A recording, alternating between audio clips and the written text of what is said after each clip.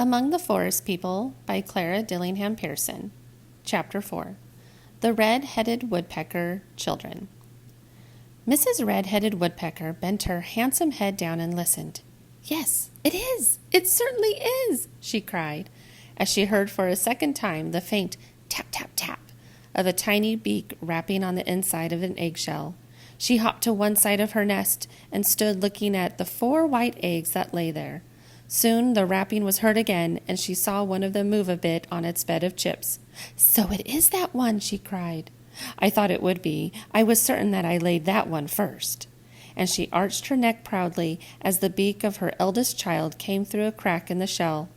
Now nobody else could have told one egg from another, but mothers have a way of remembering such things, and it may be because they love their children so that sometimes their sight is a little sharper and their hearing a little keener than anybody else's. However that may be, she stood watching while the tiny bird chipped away the shell and squeezed out of the opening he had made. She did not even touch a piece of the shell until he was well out of it, for she knew that it is always better for children to help themselves when they can. It makes them strong and fits them for life. When the little red-headed woodpecker had struggled free, she took the broken pieces in her beak and carried them far from the nest before dropping them to the ground.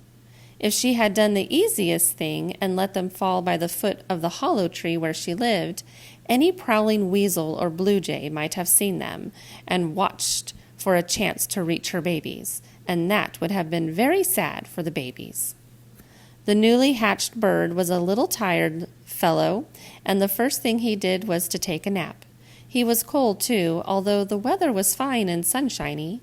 His down was all wet from the moisture inside the egg, and you can imagine how he felt after growing for so long inside of a warm, snug shell to suddenly be without it and know that he could never again have it around him. Even if it had been whole once more, he could not have been packed into it, for he had been stretching and growing every minute since he left. It is for this reason that the barnyard people have a wise saying, "A hatched chicken never returns to his shell." When Mrs. Red-Headed Woodpecker came back, she covered her shivering little one with her downy breast, and there he slept, while she watched for her husband's coming and thought how pleased and proud he would be to see the baby. They were a young couple, and this was their first child. But who can tell what the other 3 children, who had not cracked the shell, were thinking? Could they remember the time when they began to be? Could they dream of what would happen after they were hatched? Could they think at all? They were tiny, weak creatures curled within their shells with food packed all around them. There had been a time when they were only streaks in the yellow liquid of the eggs. Now they were almost ready to leave this for a fuller, freer life, where they could open their bills and flutter their wings and stretch their legs and necks. It had been a quiet, sheltered time in the shell. Why should they leave it? But they must leave it, for they were healthy and growing, and when they had done so, they would forget all about it. By the time they could talk, and that would be very soon, they would have forgotten all that had happened before they were hatched. That is why you can never get a bird to tell you what he thought about while in an egg. After the young woodpecker's 3 sisters reached the outside world, the father and mother were kept busy hunting food for them, and they were alone much of the time. It was not long before they knew their parents' voices, although once in a while, before they got their eyes open, they mistook the call of the tree frog below for that of the woodpeckers.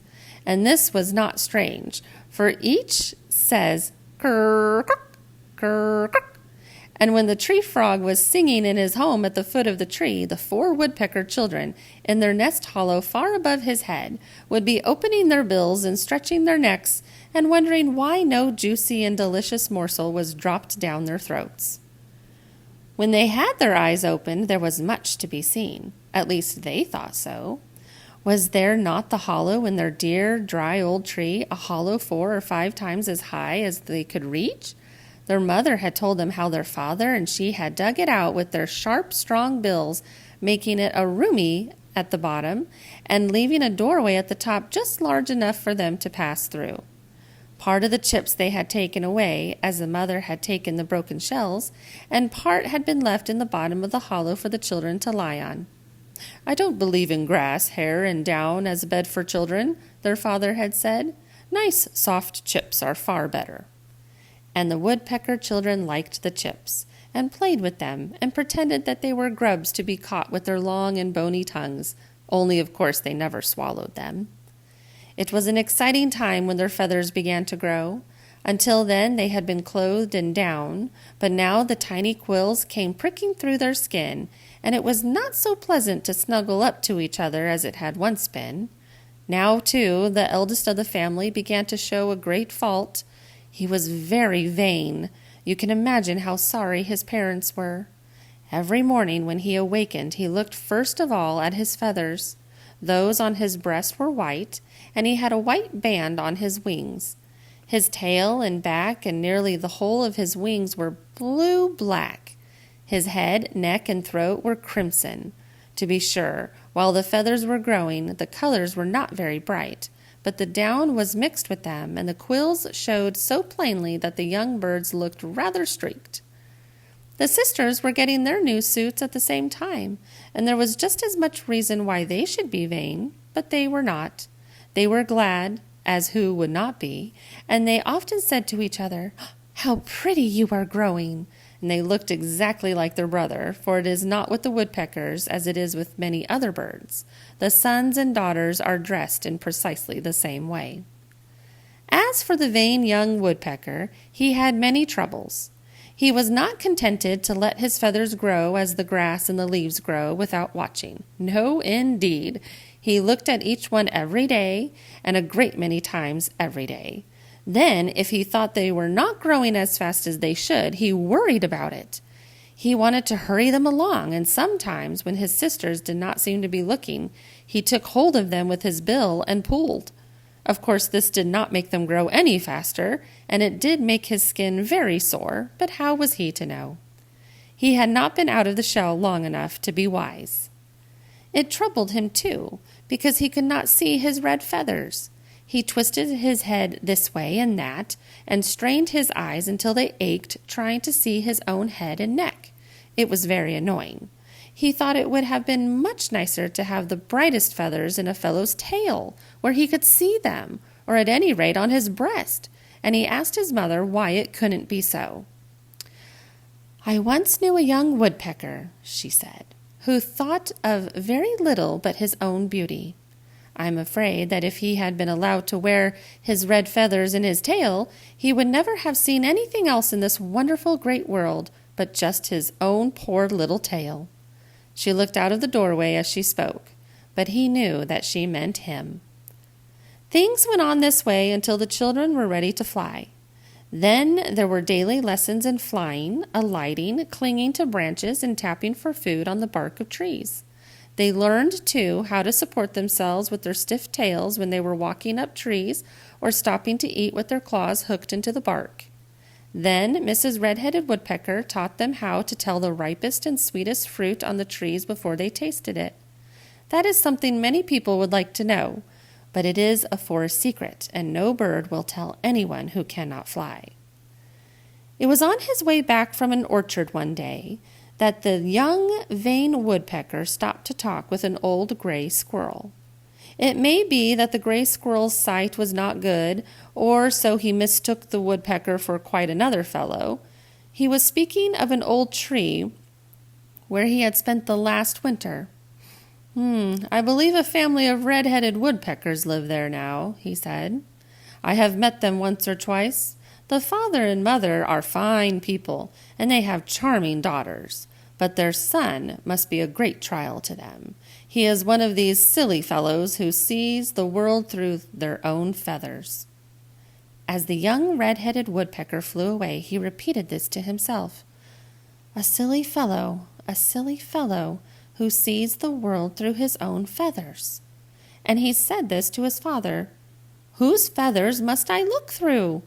This puzzled his father. "Whose feathers should you look through?" said he. "What do you mean?" "Well," answered the son, "somebody said that I saw the world through my own feathers. and I don't see how I can get anybody else's." Oh, how his father did laugh. "Well, I don't see why you should look through any feathers," said he. "What he meant was that you thought so much of your own plumage that you did not care for anything else, and it is so. If it were intended you should look at yourself all the time, your eyes would have been under your chin and the other in the back of your head. No! They are placed right for you to look at other people, and are where they help you hunt for food." "Well, how often may I look at my own feathers?" asked the young woodpecker. He was wondering at that minute how his tail looked, but he was determined not to turn his head. The old woodpecker's eyes twinkled. "I should think," he said, "that since you are young and you have no family to look after, you might preen your feathers in the morning and in the afternoon and when you go to sleep. Then, of course, when it is stormy, you will have to take your waterproof out of the pocket under your tail and put it on one feather at a time, as all birds do. That would be enough unless something happened to rumple them." "I will not look at them any oftener," said the young red-headed woodpecker firmly. "I will not be called a silly fellow." And he was as good as his word. His mother sighed when she heard of the change. "I am very glad," she said, "but isn't that always the way? His father and I have talked and talked, and it made no difference. But let somebody else say he is silly and vain, and behold,